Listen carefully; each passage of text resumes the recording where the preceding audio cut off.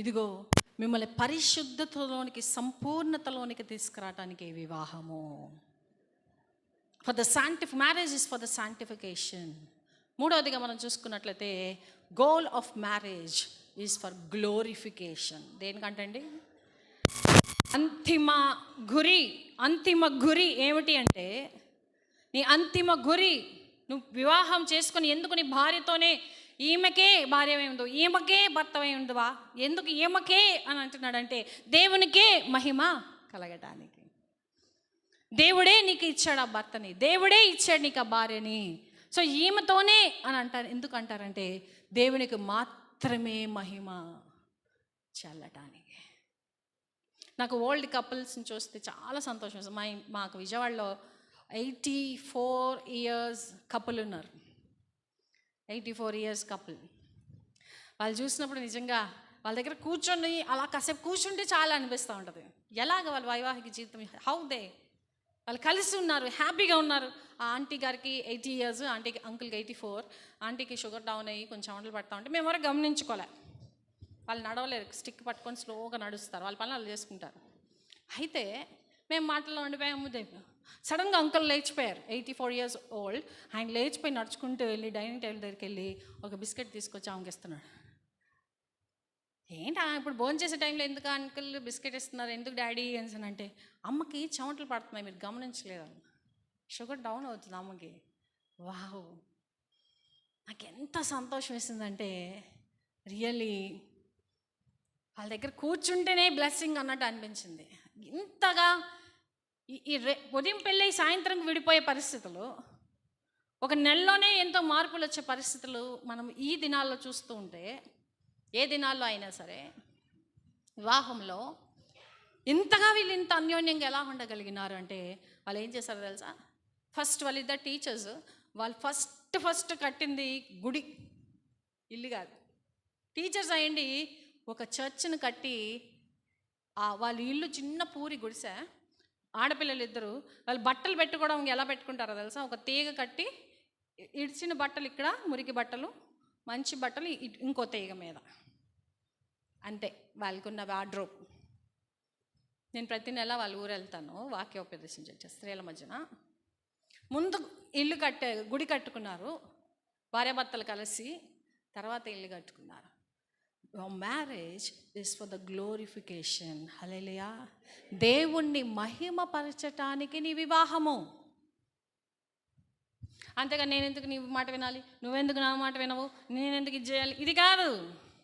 ఇద్దరు కలిసి దేవుని మాట విందాం, ఇద్దరు కలిసి దేవుణ్ణి ఘనపరుద్దాం. ఒకళ్ళు వింటలేదంటే, I'm telling about Christian marriages కదా మనం మాట్లాడుకుంటుంది. సో మనం ఇద్దరం ఇలా ఉండటం వలన దేవుడు మహిమపరచబడతాడు, దేవుడు ఘనపరచబడతాడు. దేవుని ఆటోమేటిక్గా హెచ్చిస్తే ఏమొస్తుంది, మనకేమొస్తుంది? చిన్నపిల్లలకి పాట నేర్పిస్తుంది, స్తుతి ఆరాధన ఉపజాతి హే ఆశీష్ దేకో నీచే ఆతే. నువ్వు ఆశీర్వదింపబడాలంటే దేవుడు మహిమపరచబడాలి. నువ్వు ఆశీర్వదింపబడాలంటే దేవుడు మహిమపరచబడాలి. నీ కుటుంబంలో శాంతి, నెమ్మది, సమాధానం, నీ బిడ్డలు దీవించబడాలంటే దేవుడు మహిమపరచబడాలి. సో ప్రియ దేవుని జనాంగమా, the marriage is reflects of the fragrance of the gospel. నీ కుటుంబం ద్వారా ఆ యొక్క సువార్త అనే సువాసన నీ కుటుంబంలో నుండి వెళ్ళాలి. నీ కుటుంబంలోనికి ఎవరైనా అడుగు పెట్టారంటే, ఇక్కడ నుంచి నేను వెళ్ళను, ఇక్కడే ఉంటాను అన్నట్టుగా అనిపించాలి. ఎందుకంటే ఆ భార్యాభర్తల్లో ఉన్న దైవము వారికి ఏమవ్వాలంటే అంటుకోవాలి, మంట అంటుకోవాలి. ప్రియా దేవుని జనాంగమా, marriage is for the redemption, marriage is for the sanctification, marriage is for the glorification. దేవుని రక్షణ ప్రణాళిక కొరకు, మరి రూపాంతరము చెందుట కొరకు, అంతేకాదు దేవుణ్ణి మహిమపరచుట కొరకు నీ వివాహము అని మనం గుర్తెరగాలి. ఎప్పుడైతే ఇది మర్చిపోతామో, ఎప్పుడైతే ఈ హైరార్కీని మనం మర్చిపోతామో, ఈ ఆర్డర్ని మనం మర్చిపోతాం, లేదు నా మాట వింటే నా మాటే, నా మాట అంటే నా మాటే అని ఎప్పుడైతే అనుకుంటామో, ఆటోమేటిక్గా అంతా ఉల్టా అయిపోతుంది. So the complication start from there. అక్కడే ప్రాబ్లం అనేది స్టార్ట్ అవుతుంది. సో మనం జ్ఞాపకం చేసుకోవాల్సింది ఏమిటి అని అంటే, నా వివాహం ఎందుకొరకే, నా వివాహం ఎందుకొరకే, దేవుని యొక్క రూపంలోనికి నేను రావాలి, నా భర్త. సో మనం ప్రార్థన చేయాల్సింది ఏంటంటే, మా అమ్మమ్మ గారు ఒక చక్కని ప్రార్థన నేర్పించారు. కొంచెం టీనేజ్కి రాగానే మాకు ఎవరి భర్తల కోసం వాళ్ళే ప్రేయర్ చేయాలి, పేరెంట్స్ కాదు. పేరెంట్స్ ఆటోమేటిక్గా ఎలాగ చేస్తారు. మాకేం నేర్పించారంటే, భర్తల కోసం ఎలా ప్రేయర్ చేసుకోవాలంటే, నీ మాట వినాలను. భార్యల కోసం ప్రేయర్ చేసుకోవాలంటే, భార్య నీ మాట వినాలనుకోవద్దు, భర్త నీ మాట వినాలనుకోవద్దు. దేవుని మాట వినాలని, దేవుని మాట వినే భర్త నాకు రావాలి, దేవుని మాట వినే భార్య నాకు రావాలని ప్రార్థన చేసుకోవడం నేను సింపుల్ మాట చెప్పారు. మీ పిల్లలకు కూడా అదే మాట చెప్పాడు, అదే ప్రేయర్ చేయండి. దేవా, నా మాట, అత్తగారి మాట, మామగారి మాట, ఇంకొక మాట కాదు ప్రభా, వీళ్ళిద్దరి మాట చల్లాలని కాదు ప్రభా, నీ వాక్యానికి, నీ కట్టడికి లోబడే భార్యను, భర్తను నాకు. నేను నిన్నే ఒక ఫ్యామిలీ ఫోన్ చేశారు హైదరాబాద్ నుండి. వాళ్ళకి పెళ్లి చేసుకుని 20 years అయిపోయింది. అక్క, ఇప్పుడు నా భర్త మా అమ్మ దగ్గరికి వెళ్ళిపోయి అక్కడే సస్తే బాగున్ను, తను కొంచెం అనారోగ్యంగా ఉంది, అనవసరంగా ఇక్కడ ఉండిపోయాను, మా అమ్మ దగ్గరికి వెళ్ళిపోతాను, తనకి 20 సంవత్సరాల పిల్లోడు ఉన్నాడు అంటున్నాడు, వాళ్ళని వదిలేసి మా అమ్మ దగ్గరికి వెళ్ళిపోతాను అంటున్నాడు. భార్య చాలా బాగా చూసుకుంటుంది, తనకి బాగోకపోతే మెడికల్గా చాలా అటెండ్ అవుతుంది. పెట్రోల్ కూడా ఛార్జీలు లేని పరిస్థితుల్లో భార్య ఆఫీస్ని మెయింటైన్ చేస్తూ భర్త మూల పడిపోయింది. చాలు, నాకు చాలా బాధ. తనకున్న వ్యాధి, తనకున్న బాధను బట్టి అలా మాట్లాడాడేమో అనుకున్నాను.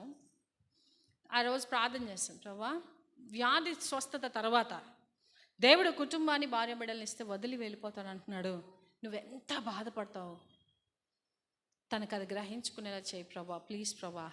ఆ కుమార్తె ఎంత బాధపడుతుంది, అక్క ఎవరికి చెప్పుకొని నేను మీకే చెప్తున్నాను అని చెప్పినప్పుడు ఆ రోజు ప్రార్థన చేశాను. ఈరోజు ఇందాకే కాల్ చేసింది తను, అక్క వాళ్ళ అమ్మ వచ్చి, వాళ్ళ అక్కోళ్ళు అందరూ వచ్చేసి, ఎందుకురా నీ బతుకు, సస్తే బాగున్నావు, ఇప్పుడు ఇలాంటి దాన్ని చేసుకుని అలాంటి చేసుకుని ఓ తిట్టారంట. అప్పుడు తన అనుకుంటున్నాడంట, నేను నా ఆలోచన తప్పుడు ఆలోచనని దేవుడు నాకు నిరూపించాడు. కష్టంలో అయినా, బాధలో అయినా నా భార్యని వదిలిపెట్టకూడదు, నా భర్తను వదిలిపెట్టకూడదు అని నాకు ఇప్పుడు అర్థమైంది. ప్రియ దేవుని జనాంగమా, అలా చేయటం వలన దేవుడి మహిమను మనం దొంగిలిస్తున్నాం. ఏం చేస్తున్నామండి? దేవుని మహిమను మనం దొంగిలిస్తున్నాం. వారిద్దరు కలిసి ఉండటం వల్ల దేవునికి మహిమ. హల్లెలూయా. వారిద్దరు మోకరించి ప్రార్థించడం ద్వారా దేవునికి మహిమ. దేవుడు వారి పక్కన ఉంటాడు, గుమ్మం దగ్గర అపవాది ఉంటాడు. వారిద్దరు వేరుగా ఉంటున్నాం, దేవుడు అపవాది పక్క దగ్గరకు వస్తాడు, దేవుడు తలుపు కొడతా ఉంటాడు. ఎక్కడ? హృదయం అనే తలుపు. Choice is yours, ball is in your court. ఎన్నుకోవాల్సింది మీరే. రక్షణ ప్రణాళికలో భాగము కుటుంబము, పరిశుద్ధపరచడానికి మీ వివాహము, మీరిద్దరూ కలిసి దేవుని మహిమపరచుట దేవుని చిత్తము. మేము అలా ఉంటాం ప్రభా, అలా ఉండటానికి మేము తీర్మానం తీసుకుంటాం. అలా చేయటం వలన, మీరు అలా ఉండటం వలన you are the society builders. సమాజాన్ని బాగు చేసే కుటుంబాలు మీరు, క్రైస్తవ కుటుంబాలు. లేకపోతే సమాజానికి ఎంతో కష్టం, సమాజానికి ఎంతో వేదన. మీ ద్వారా రక్షణ వెళ్ళాల్సింది ఒక అస్వస్థతగా ఉన్న బిడ్డ, ఒక రక్షణ లేక సూసైడ్ చేసుకోవాల్సిన వ్యక్తి, ఒక లవ్లో ఫెయిల్యూర్ అయిపోయి ఎందుకు జీవితం అనుకున్న వ్యక్తి నీ చుట్టే ఉంటాడు. నీ కుటుంబము కలిసి ఉండి దేవుని మహిమపరచకపోవడం వలన వారికి వెళ్ళాల్సిన, నీ కుటుంబం ద్వారా వెళ్ళాల్సిన సువార్త నష్టంగా ఉంటుంది. నీవే ఆటంకంగా ఉంటున్నావు, నీవే అడ్డుపండగా ఉంటున్నావు. ఆ వాడి మరణానికి, వాడి సూసైడ్కి కారణం నీ కుటుంబమే. మనం అనుకుంటా పోలీసు వాళ్ళు రాలేదండి, సమయానికి ఫైర్ ఇంజిన్ రాలేదండి, సమయానికి పోలీసు వాళ్ళు చాపుంటే బాగుండేదండి. ఎందుకు భార్యని భార్యని బిడ్డని తల్లిదండ్రులు పిల్లల్ని ఎందుకు చంపుకుంటున్నారంటే, నేను ఎప్పుడు ఒకటే ప్రార్థన చేస్తాను, ఏమిటంటే ఆ పక్కనే క్రిస్టియన్ ఫ్యామిలీ లేదా? వారింటి పక్కనే క్రిస్టియన్ ఫ్యామిలీ లేదా? వారింటి పక్కనే ఒక చర్చ్ లేదా? వీరు గనక, ఈ క్రిస్టియన్ ఫ్యామిలీస్ గనక వారి పాటలతో, సంతోషంతో, ఆనందంతో కుటుంబంలో ఆరాధన చేస్తూ ఉంటే, బాధలో ఉన్న వాళ్ళు నీ దగ్గరికి ఎందుకు రావట్లేదు? కష్టంలో ఉన్నవారు నీ దగ్గరికి ఎందుకు రావట్లేదు? ఒక సూసైడ్ చేసుకోవాలి, చనిపోవాలనుకున్నవాడు ఎందుకు నీ దగ్గరికి రావట్లేదంటే, నీ జీవితం నీది, నీ బాధ నీది. వారి మరణాలకి కారణం ఒక క్రిస్టియన్ ఫ్యామిలీ. ఎందుకు మిషనరీలు వారి దేశాలను, వారి ప్రాంతాలను, భాషను, వారి ఆహార అలవాట్లను, వాళ్ళ వస్త్రాలను, ఇంత వేడిమి గల ఈ యొక్క ఆసియా ఖండానికి వచ్చేంత చల్లని ప్రదేశం వదిలిపెట్టి వచ్చారంటే, ఈనాడు ఈ కుటుంబాలన్నీ ఇక్కడ కూర్చోడానికి కారణం సువార్తను ప్రకటించటానికి ఎందుకు వచ్చారంటే, ఎంతోమంది భార్యలు చనిపోవాలి, భర్త చనిపోతే సతీ అనే పేరుతో. ఎందుకు భార్యలే బతుకున్నారు అంటే, వారి త్యాగం కాదు, వారి కుటుంబాలు కాదు, వారి సువార్త ప్రకటించడం కాదు, భార్యాభర్తలుగా కలిసి, గ్రహం స్టెయిన్స్ భార్య కలిసి, వారి కాదు, ఒక స్కడ్డర్ ఐడా వారి భార్యాభర్తలు కలిసి, ఒక ఏమీ కార్మికులు, వీళ్ళు కాదు కుటుంబాలుగా కలిసి మనకు సువార్త అందించింది. లేకపోతే మనం కూడా అన్నిల వలే కదా కొబ్బరికాయలు కొట్టుకుంటూ కూర్చోవాలి, ఎక్కడికి వెళ్తామో తెలియదు. మరి మన కుటుంబము సువార్తకు సాదృశ్యం కాదు. నీ పక్కవాడు ఉరేసుకొని చనిపోతున్నాడంటే, నువ్వు ఒక డాక్టర్ అయితే నీ పేషెంట్కి నువ్వు సువార్త, నువ్వు బైబిల్. నువ్వు ఒక టీచర్ అయితే నీ స్టూడెంట్స్కి నువ్వు ఒక బైబిల్. నువ్వు ఒక లెక్చరర్ అయితే నీ స్టూడెంట్స్కి నువ్వు ఒక బైబిల్. ఎందుకని? సువార్త చెప్పలేకపోతున్నావు. నీకు ఇంటిలోనే నెమ్మది లేదు, నీకు ఇంటిలోనే శాంతి లేదు, నీ ఇంటిలోనే నువ్వు సువార్తకు లోపడట్లేదు. భార్యాభర్తలుగా ఎలాగ బయటకు చెప్పగలుగుతావు? దేవుడు ఏర్పరచుకున్నది కుటుంబాన్ని సువార్త కొరకు. Family is a parable of the gospel. Family is a reflection of the Trinity. Family is a miniature of the church. కుటుంబము సువార్తకు సాదృశ్యము, కుటుంబము త్రిత్వానికి ప్రతిబింబము, కుటుంబము ఒక చిన్న సంఘము. భార్య భర్త బిడ్డలు కలిస్తే ఒక సంఘము. ఇంటిలో వారు కలిసి ఆరాధన చేస్తూ ఉంటే, వాళ్ళు కలిసి దేవుని స్తుతిస్తూ ఉంటే, వారిని కొనుక్కోవటానికి దేవుడు వస్తున్నాడు. హల్లెలూయా, హల్లెలూయా. ఈ ఆర్డర్ని దేవుడు అంటూ ఉన్నాడు. ఎఫెసీయులకు రాసిన పత్రిక మధ్యాహ్న సెషన్లో మనం చూసుకుందాం. ఎంతో చక్కగా చెప్తాడు. ఇది మర్మము, ఇది మర్మము. కుటుంబానికి సంఘానికి మర్మమా? కుటుంబానికి సంఘానికి రిలేషనా? కుటుంబానికి సంఘానికి మర్మం ఎలా? హౌ? ఈ ఆర్డర్ ఎవరైతే తప్పుతారో, ఈ ఆర్డర్ ఎవరైతే మిస్ చేస్తారో, వారి అపవాదికి చోటిస్తున్నట్టు. భర్త భార్య క్రీస్తుకు లోపడాల్సిందే. భార్యాభర్తలు ఇద్దరు కూడా మోడల్ క్రీస్తే. దేవుడు క్రీస్తును పంపించాడు దేవుని చిత్తం చేయటానికే. లోకాసువార్త 11:27 తీనవసరం లేదు. అవును, కానీ అలాగు చేసి దేవుని ఆజ్ఞలు గైకొన్నవాడు మరి ధన్యుడు. యేసు ప్రభుని ఒక తల్లి పొగుడుతూ ఉంటుంది. అబ్బా ఎంత ధన్యుడు అయ్యా, ఇన్ని స్వస్థతలు చేసావయ్యా, నీ వంటి వాడు ఆహా అంటుంటే, అవును నేను చెప్పేది కరెక్టే, కానీ దేవుడు చెప్పినట్టు చేసేవాడే ధన్యుడు. ఎందుకు క్రీస్తు అంటున్నాడు, ఆయన చిత్తము చేయటమే నాకు ఆహారం, ఆయన చిత్తం చేయటానికి నేను వచ్చాను, ఇంకా నా సమయం రాలేదు. ఎందుకు అంటున్నాడు? ఆయన సొంత నిర్ణయం తీసుకోవచ్చు కదా, ఆయన సౌరభం అధికారం కలిగిన వాడు కదా, తండ్రితో సమానంగా ఉన్నవాడే కదా. ఎందుకంటున్నాడంటే, భర్తలకి భార్యలకి ఒక మాదిరిని చూపిస్తూ ఉన్నాడు.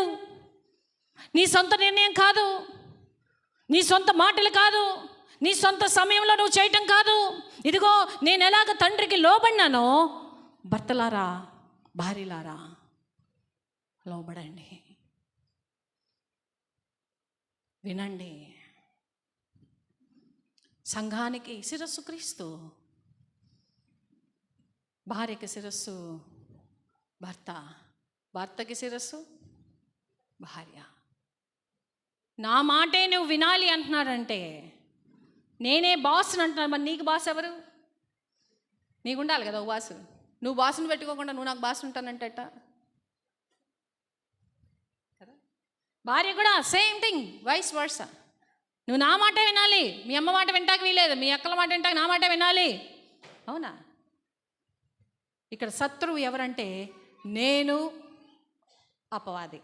వీళ్ళిద్దరే రూల్ చేస్తూ ఉంటారు కుటుంబాన్ని. నేను అంటారు భార్య, నేను అంటది భర్త, నేను అంటారు. అపవాది అంటాడు నేను అని అంటే ఉండు, అలాగే అంటా ఉండు అంటది. ఓకే ఓకే నువ్వు చెప్పాక గుర్తుందిలే అంటది కదా. ప్రియ దయించనగమ్మ, ఈ రూల్ ఎప్పుడైతే, ఈ హైరార్కీ ఎప్పుడైతే, ఇది మర్మము. సంఘానితో పోలుస్తున్నాడు. Adam and Eve is equals to God, church and the Christ is equals to God. ఆ మ్యాచింగ్ ఏంటి? మ్యాచింగ్ చేస్తాం కదా, ఏంటంటే Adam, Eve, church, God, Christ. Matching చేయండి, టింగ్ డింగ్ డింగ్ డింగ్ కదా. ఎంత బాగుంటుంది. అంటే నీతో ముడిపడి ఉంది సంఘం, సంఘంతో ముడిపడి ఉంది కుటుంబం. సో కుటుంబం బాగోకపోతే సంఘం బాగోదు. You can't go to church and worship. అలాగని బాగుంటుందా అంటే బాగోదు. అది మనం ఎప్పుడు కూడా ఏం చేస్తూ ఉండాలి? You have to practice. అందుకే ఈ ఫెలోషిప్, అందుకే మీటింగ్స్, అందుకే ఈ యొక్క బైబిల్, అందుకే ఇది. This is the manual. ఒక భర్త ఎలా ఉండాలి, ఒక భార్య ఎలా ఉండాలి, పిల్లలు ఎలా ఉండాలి, వృద్ధులు ఎలా ఉండాలి, భర్త లేని స్త్రీలు ఎలా ఉండాలి, యవనస్తులు ఎలా, మగపిల్లవాడు ఎలా, ఆడపిల్ల ఎలా ఉండాలి, అన్నీ కూడా ఉన్నాయి ఇలా. అయ్యా నాకు తెలియదండి ఇలా ఉండాలని అని ఏ క్రైస్తవుడు అన్నాడంటే దేవుడు ఏం చేస్తాడు? షూట్ చేసి పడేస్తాడు వాళ్ళని. మాకు మేమెప్పుడు ప్రభువా అంటారంట. ఎప్పుడొచ్చావు ప్రభువా మా ఇంటికి అంటారంట. అన్నిళ్ళు అంటారా? అన్నిళ్ళు అంటాడా దేవుడు? అన్నిళ్ళు అంటాడు. ఎందుకంటే క్రమము తెలిసిన వారే అక్రమం చేస్తారు. క్రమం తెలియని వారు ఎప్పుడూ అక్రమంలోనే ఉంటారు. So Christian family is a discipline family. క్రమము, ఈ ఆర్డర్ ఎప్పుడు కూడా మనము ఫాలో అవ్వాలి. ఒకసారి అరే నేను అనేసాను, ఇలా అనేసానే అని అంటే పశ్చాత్తాపం. దేవుడు అందుకే అంటున్నాడు పశ్చాత్తాపం, శాంటిఫికేషన్. పశ్చాత్తాపడి రూపాంతరం చెంది క్రైస్ట్ లైక్. దేవుడు ఎలా చేశాడు? ఇదే యేసయ్య అయితే ఎలా చేస్తాడు? మీరు అలా చేస్తుంటే you will enjoy your family life. క్రైస్తవ కుటుంబంని మీరు ఎంత ఎంజాయ్ చేస్తారంటే, అందుకే ఇందాక నేను పాడిన పాట మీకు తెలియకపోయినప్పటికీ, అనుదినము నీ పాదసేవ చేసేది. పాదసేవ అంటే వెళ్ళిపోయి వాక్యం చెప్పడం, పాటలు పాడడం కాదు. దేవుని చిత్తము, దేవుని ఆజ్ఞలను భార్యాభర్తలకు కలిసి ఆయన పాదాలు పట్టుకోవటం. హల్లెలూయా! ఎంత మంచి దేవుడు, ఎంత మంచి దేవుడు మన దేవుడు. ప్రియమైన వాళ్ళారా, అటువంటి కుటుంబాలుగా మీరందరూ ఉండాలని ఆశిస్తూ ఈ మాటలు ముగిస్తున్నాను. నిన్ను నమ్మిన జనులను ఎన్నడూ విడువానంటివి. నిన్ను నమ్మిన జనులను ఎన్నడూ విడువానంటివి. అందరం లేచి చప్పట్లు కొడుతూ సంతోషంగా, ప్రభా నిన్ను నమ్మిన జనులుగా మేము ఉండాలి. నువ్వు మమ్మల్ని విడిచిపెట్టే దేవుడు కాదు. అందుకే ప్రభా మమ్మల్ని ఈరోజు ఇక్కడికి తీసుకుని వచ్చావు. ప్రభా మమ్మల్ని సరిచేయటకు, మమ్మల్ని సరిదిద్దుటకు, నీకు సాక్షులుగా మమ్మల్ని నిలవబెట్టుటకే ప్రభా మమ్మల్ని భార్యాభర్తలుగా జతపరిచి నిన్ను మమ్మల్ని ఇక్కడికి నడిపించినందుకు నీకు వందనములని చెప్తూ, నిన్ను నమ్మిన జనులను ఎన్నడూ విడువానంటివి. నిన్ను నమ్మిన జనులను ఎన్నడూ విడువానంటివి. ఆరిన నేలను నడిపించి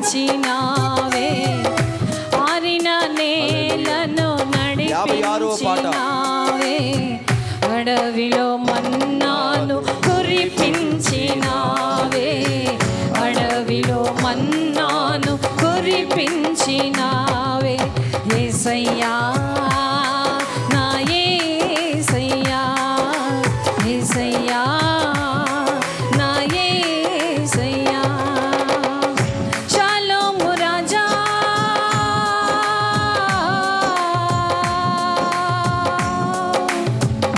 56వ నంబర్ పాట. షార్ప్ పెట్టి వాయిస్ వాల్యూమ్ పెట్టి షార్ప్. ప్రభా, నిన్ను నమ్మిన వారిని నువ్వు ఎప్పుడు విడిచిపెట్టలేదు. నిన్ను నమ్మిన వారిని నువ్వు ఎప్పుడు కూడా నవ్వులు పాలు చేయలేదు. తండ్రి, మా అపరాధములు మా పాపములు క్షమించి నీవు కోరినట్టుగా మా కుటుంబాలు ఉండాలని సహాయం చేయి ప్రభా అని దేవాది దేవుని వేడుకుందాం. Thank you Jesus. హల్లెలూయా.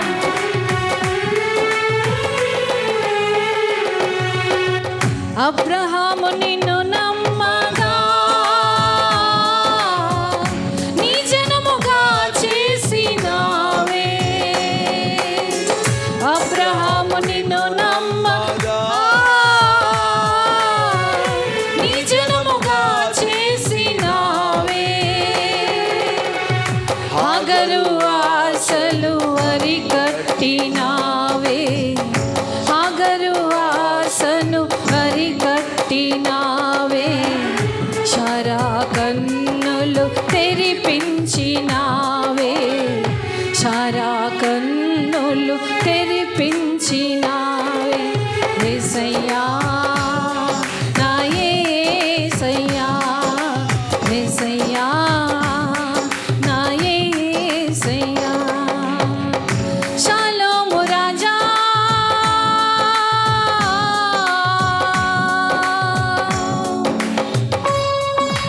ఎడారి వంటి నీ జీవితం, మోడు బారిన నీ జీవితం, ఇదిగో అపవాదికి చోటిచ్చి అగ్నికి ఆహుతమైపోతున్న నీ కుటుంబాన్ని,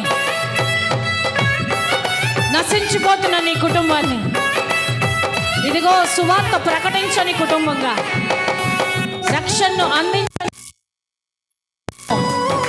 ఈ యొక్క ఉదయకాల సమయమున దేవుడు నీతో మాట్లాడుతున్నాడు. నేను బహుగా వాడుకోవాలని, నీ ద్వారా అనేక ఆత్మలను దేవుని దగ్గరికి నడిపించాలని, నీ ద్వారా సువార్త ప్రకటించబడాలని దేవుడు నిన్ను భార్యాభర్తలుగా జతపరిచినాడని ఓ ప్రియనేస్తమా ఒకసారి జ్ఞాపకం చేసుకోవాల్సిందిగా ప్రభు పెట్టకూర్చున్నారు.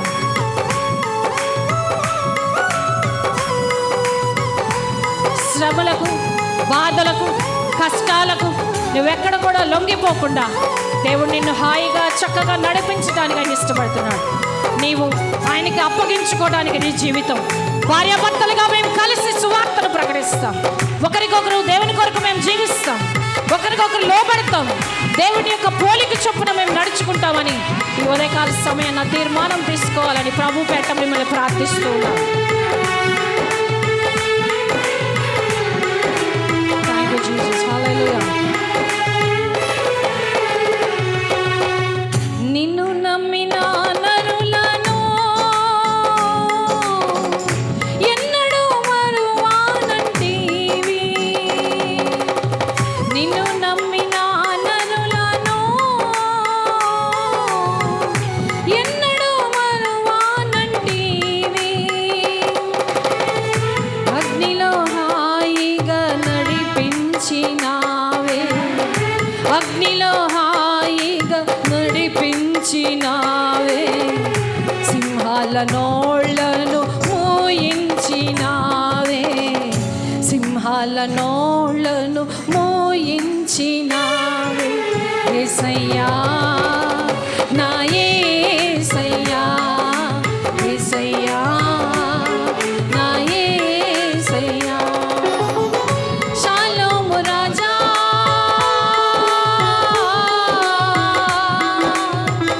షాలోము రాజా,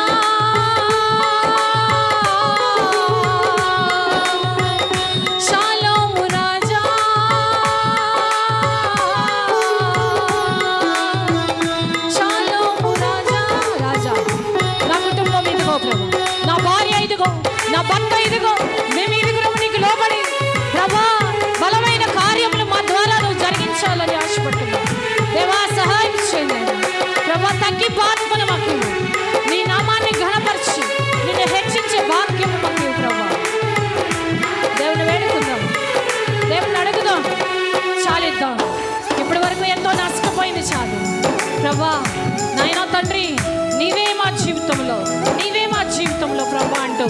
దేవుని పాదాలు పట్టుకుందాం. తండ్రి నీకే స్తోత్రం.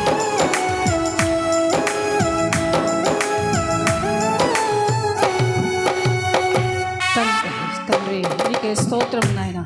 పరిశుద్ధుడా, షాలోము రాజా, నా యేసయ్య, ఇదిగో కుటుంబంగా నీ పాదాలు పట్టుకుంటున్నాం. నిన్ను నమ్మిన వారిని నువ్వు విడిచిపెట్టేవాడు కాదు. సింహాల నోర్లను వైపించి అగ్నిలో హాయిగా నడిపించే